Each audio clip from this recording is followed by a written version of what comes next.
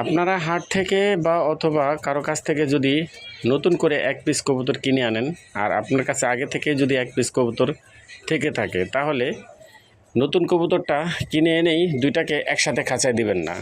তাহলে করবে কি, দুইটায় মারামারি করবে। করণীয় কি? করণীয় হচ্ছে এরকম, পাশাপাশি দুইটা খাঁচায়, একটা খাঁচায় নর, একটা খাঁচায় মাদি, 2-1 দিন রাখুন। রাখলে দেখবেন নরটা যখন ডাকাডাকি করবে, একটা সময় মাদি এটার সাথে তাল মিলাবে। যে কোনো সময় কিন্তু মাদি কবুতর প্রস্তুত থাকে না, কথাটা মাথায় রাখতে হবে। নর কবুতরটা যখন ডাকতে ডাকতে মাদিটাকে প্রস্তুত করে ফেলবে, তখন আপনি এইভাবে যখন দেখছেন যে এটা এক সময় খুব মিলে গেছে, নর ডাকতেছে, মাদি মাথা নত করতেছে, তখন এই দুইটাকে আপনি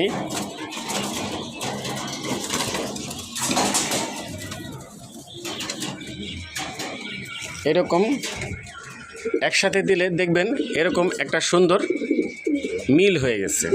কথাটা মাথায় রাখবেন, আমি যেটা বলছি ঠিক এরকমই।